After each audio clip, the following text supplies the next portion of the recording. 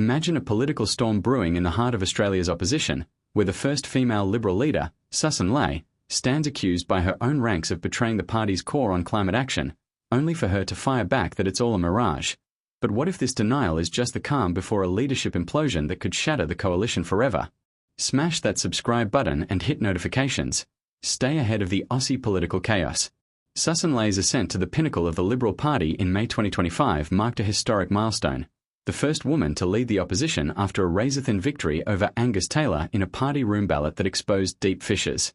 From her roots as a commercial pilot and farmer in rural New South Wales to cabinet minister under Abbott, Turnbull, and Morrison, Ley's journey embodies resilience, navigating the treacherous waters of environmental policy during her tenure as Environment Minister. Back then, she faced landmark court battles, successfully appealing a 2021 federal court ruling that imposed a duty of care on her to protect young Australians from climate harms when approving coal mines like Whitehaven's Vickery extension. That unanimous overturn in 2022 by the full bench, led by Chief Justice Alsop, affirmed that such policy decisions belong to lawmakers, not judges, setting back climate litigation by decades and earning her praise from mining sectors while drawing fire from environmentalists.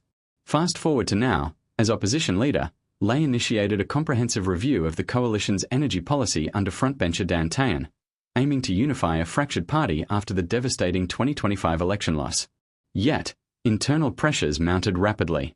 Nationals heavyweights like Barnaby, Joyce and Michael McCormack, alongside Conservative Liberals smarting from her leadership win, demanded an urgent joint party room debate on net zero emissions by 2050. This push intensified after the Liberal National Party's Queensland Conference resolution to dump the target, with Joyce introducing a private member's bill to scrap climate laws, allowed by Labor to exacerbate divisions.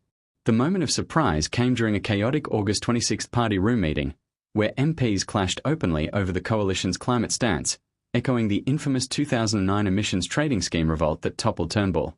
Ley, presiding over a diminished opposition after 3 years of inertia under Peter Dutton, resisted calls to accelerate the decision, buying time as the Climate Change Authority prepared recommendations for a 2035 target of 65 to 75% reductions. Her storytelling arc from duty of care defender to net zero navigator paints her as a pragmatic unifier, but whispers from the right flank, including Andrew Hastie decrying net zero as a sovereignty threat, suggest her authority hangs by a thread. As the government eyes ambitious Paris Agreement commitments, Ley's review promises sound policy, yet the narrative twists. Will her resistance to early debate solidify her grip, or ignite a full revolt that forces her to choose between urban voters demanding action and rural bases clinging to fossil fuels? The tension builds, with experts warning that without credible climate commitments, the coalition risks electoral irrelevance, mirroring past leaders felled by policy wars. Ley's path forward demands masterful storytelling, balancing economic security with environmental imperatives in a nation scarred by bushfires and floods. In the shadowed corridors of Parliament House, Sussan Ley confronts the spectre of internal dissent head-on, denying any existential threat to her leadership amid escalating calls to abandon net zero, a stance that could redefine the coalition's future or unravel it entirely.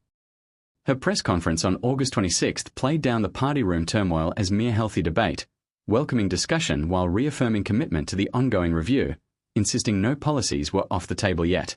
This comes against a backdrop of surging support within Nationals and Conservative Liberals to ditch the 2050 target, fueled by fears it undermines sovereignty, security, and competitiveness, as voiced by Hastie. The surprise element unfolded when moderate Liberals like Simon Kennedy pushed for real policy on the impending 2035 targets, highlighting the domestic gas reserve from the last election as a pragmatic bridge, while Joyce's bill spotlighted the divide, with Labor gleefully amplifying the chaos. Ley's narrative, rooted in her Albury electorate's rural realities, positions her as a bridge builder, echoing her past navigation of EPBC Act reforms and species recovery plan scrapping that drew 6,701 public objections yet advanced coalition agendas. As leader, she signals openness to reviewing even Dutton's nuclear push, avoiding captain's calls and pledging consultation to sidestep climate wars, unlike the Rudd-era battles that Joyce once ignited with tales of $100 lamb roasts.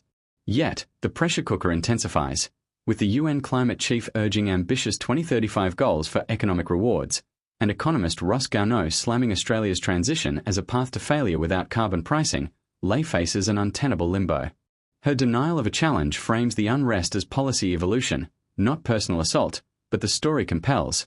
Can she harness the debate to craft an electable platform that wins back city seats lost to climate concerns, or will nationals and transigents, backed by one nation influences, force a split? Midway through this unfolding drama, a huge shout-out to Aussie Political Updates, your ultimate source for unfiltered insights into Australia's power plays.